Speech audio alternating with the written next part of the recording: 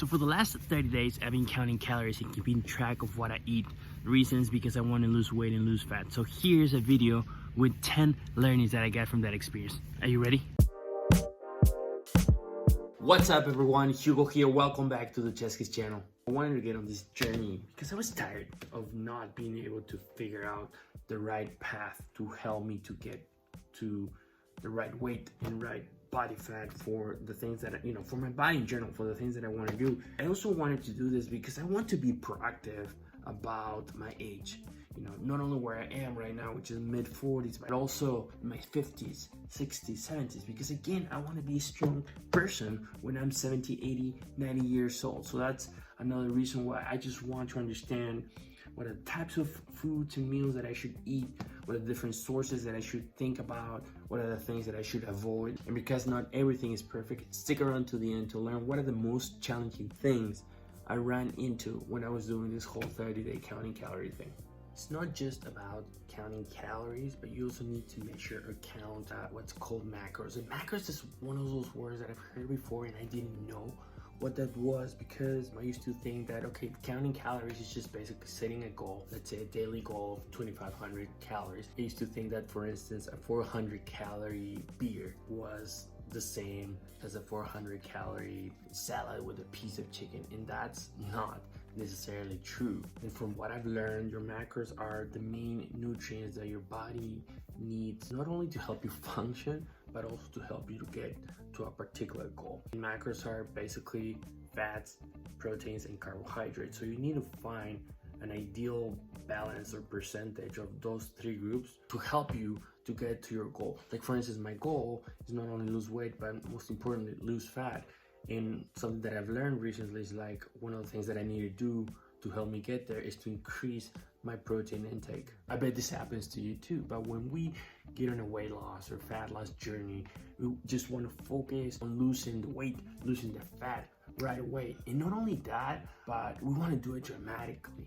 5 pounds a week, 10 pounds a week, and that is not sustainable. For me, for the first 2 weeks, I actually increased my calorie intake to 2,500 calories, because based on my body composition and my lifestyle, that was the right amount of calories that I needed to not only keep my current rhythm and lifestyle with work and life, but also doing my training. And then the second 2 weeks is when we started doing a calorie deficit. I started consuming 2,135 calories. It's not just about focusing on losing the weight or fat right away. It's just first stabilizing your body and then work from there. So I first started using this app, MyFitnessPal. We all use it, right? A few things that I learned right off the bat. First is that I was not eating enough.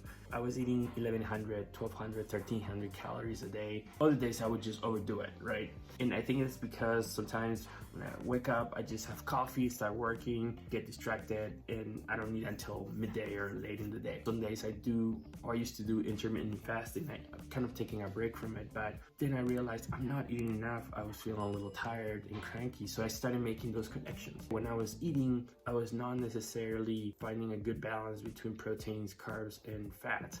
I was mostly eating carbs and mostly fats. Snacking, okay? So even though I always try to eat healthy snacks, like for instance, my go-to snacks are nuts, unsalted, but then you don't pay attention to how many you eat. Really, really interesting and eye-opening. You start having a better understanding of what are the foods that you should be eating more and what foods you should stop eating or eat less. For me, I needed to increase my protein consumption, and I started grilling more chicken and incorporating that in my meals, even snacking on chicken.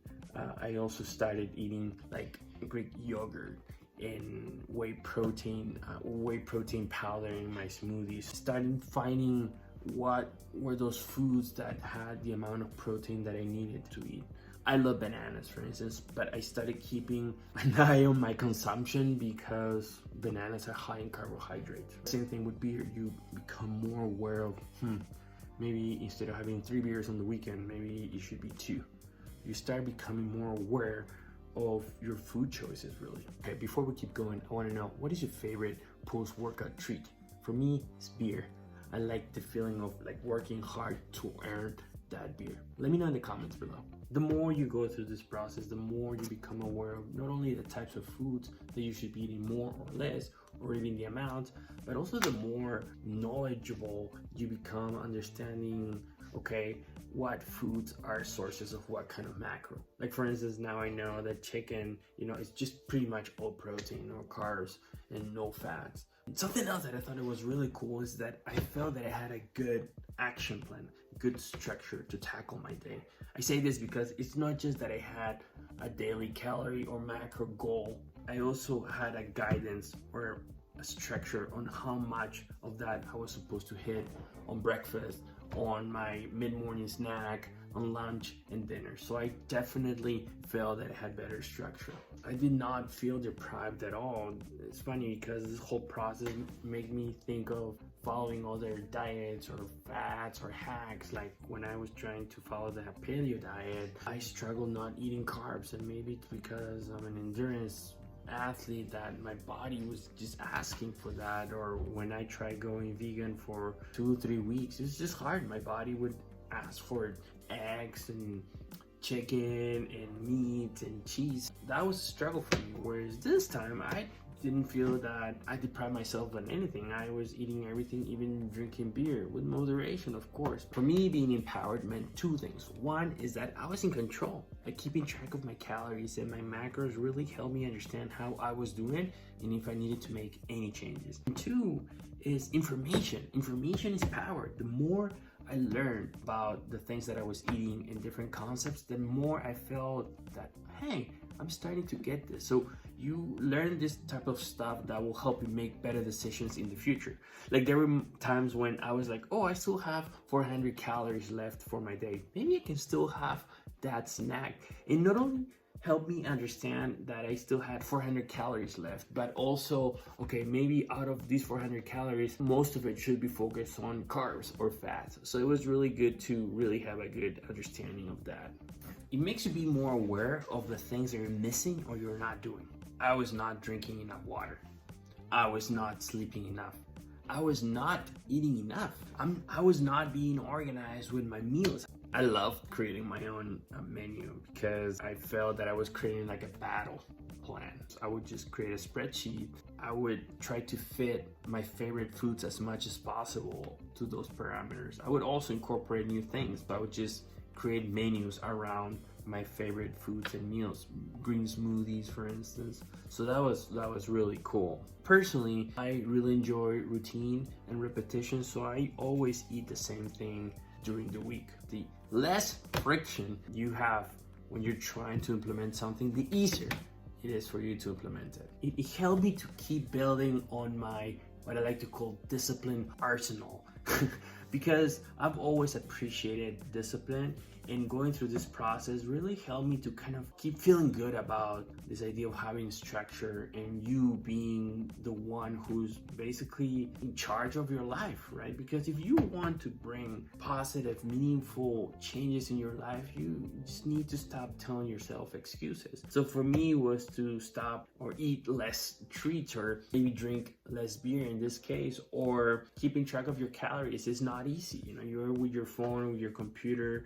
But again, going through that process, even though it was not easy, it felt rewarding. It just felt like, okay, I'm making progress, and I appreciate that. So because not everything was perfect, some of the cons of this experience was that, one, it's hard to keep track of your calories and macros when you're eating meals that you didn't prepare. And I'm not talking about meals that you can go and buy from the grocery store, like a frozen pizza or something like that, but it's more like takeouts or meals that maybe your wife or your family makes for you. And so most of the time I would find myself like trying to estimate my best, trying to figure out, okay, what ingredients were used here, or honestly I would just try and eat my own meals. It can be a little expensive because once you start making your own meals, you kind of start buying your own ingredients and start eating more foods or some specific type of sources. Like I started buying more chicken. I also started consuming more